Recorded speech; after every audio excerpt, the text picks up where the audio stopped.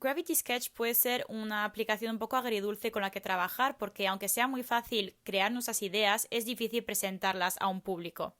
A menos que cojamos lo que hacemos en Gravity Sketch y lo llevemos a otro software como Substance. He desarrollado una técnica donde podemos convertir una escena en blanco así, coger las pinceladas, los volúmenes y darle un color, un gradiente para crear un ambiente. Para los modelos en 3D tampoco pasa nada porque realmente siempre vamos a sacar nuestros modelos de Gravity Sketch a otros softwares y texturizarlos en Substance, por ejemplo. Pero con el arte conceptual queremos tener la mayor información de luz y de colores porque estamos diseñando nuestro modelo a la vez que la luz y las sombras. Para ilustrar todo eso vamos a ver un arte conceptual que estoy haciendo para Color Space. Es un libro de colorear VR que acabamos de sacar para Oculus. Todo nuestro libro ha sido completamente desarrollado aquí en Gravity Sketch con la técnica que voy a explicar durante todo el resto del curso.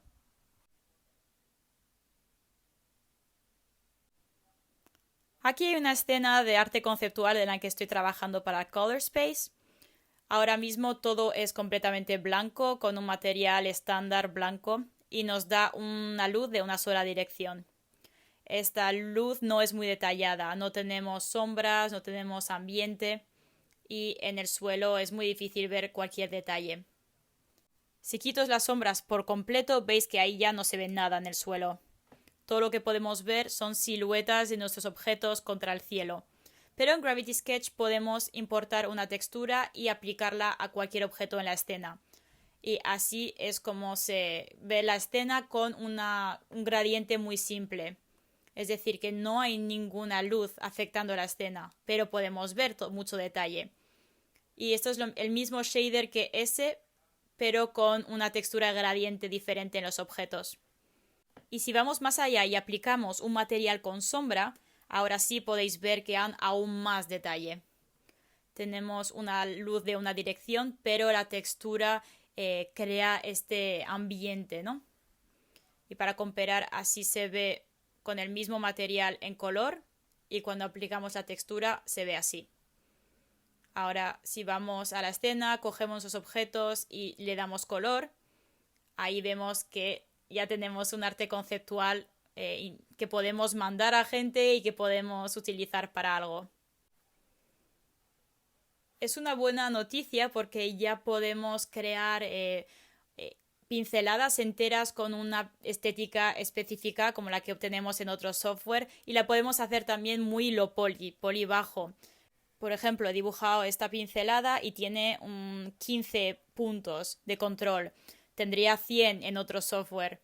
Y además podemos customizar totalmente los puntos de control, hacerlo más grande o ponerla más plana, hacer lo que queramos. Para poder hacer eso tenéis que descargaros los objetos que he incluido en el link abajo. Una vez que tenéis ese archivo descargado tenéis que ir a Documentos, Gravity Sketch y Librería de importación.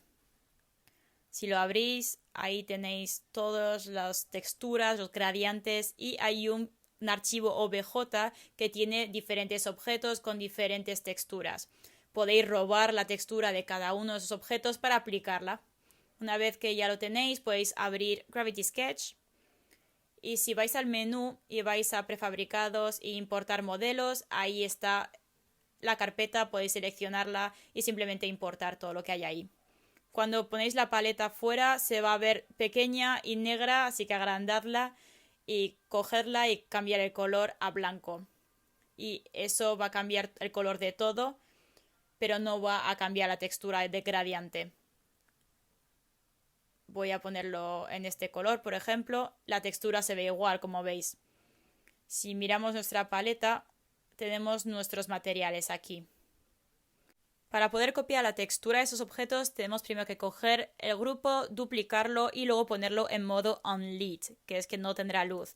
Ahora tenemos dos grupos, pero uno al que le afecta la luz y al otro al que no le afecta la luz, pero los dos mantienen la textura. Podéis ver que solo cambia la primera. Bien, ahora para poder usar la textura tenemos que cogerlos y desagruparlos. Lo cogemos, los agrupamos con el botón morado en los dos casos y ya vemos que podemos coger los objetos y moverlos individualmente. El círculo y el cuadrado van a seguir atados porque son la misma textura pero representada con formas diferentes. Para poder usar la textura dentro de nuestra escena, vamos a utilizar la herramienta de volumen. Y vamos a crear un volumen. Vamos a crear una piedra, por ejemplo. Una piedra que tenga una por aquí, una por allá. Y igual que en nuestra escena, no se ve detalle, ¿verdad? Así que voy a cogerla y la voy a duplicar. Bien, ahora vamos a coger una de estas texturas y aplicarla a la roca. Y quiero usar el modo con sombras, o sea, la parte de arriba. Voy a coger esta y una vez que lo tengo, le voy a dar al botón de la paleta de color para poner de qué color lo quiero. Por ejemplo, blanco. Y ahora si le doy al color otra vez, es el primero en la cola. Así que si cojo este objeto y voy al primero en la cola, ya tenemos la textura aplicada con el color que hemos elegido. Y podemos hacer eso con todas las gradientes. Voy a coger esta, quizá azul, lo cojo y selecciono el azul. Y ya está. Bien, ahora si voy ahí y edito esto, podéis ver cómo la gradiente también se va a mover con los vértices y los puntos. Hay un par de cosas también que quiero enseñaros. Por ejemplo, si uso la tinta y hago como una especie de árbol, por ejemplo, un tronco, pero uso el material estándar, voy aquí, dibujo el árbol, parece guay, pero no tenemos ningún ambiente, ¿verdad? Así que lo voy a traer aquí y voy a coger esta textura, que es un poquito más oscura abajo. Este es un poquito menos intenso, voy a coger ese, lo voy a poner en un marrón y lo voy a aplicar al árbol. Y ya podéis ver que tenemos ya una sombra adecuada al árbol. Lo voy a dibujar del otro lado sin ninguna textura para que lo podáis comparar. Ya veis que no es para nada el mismo efecto.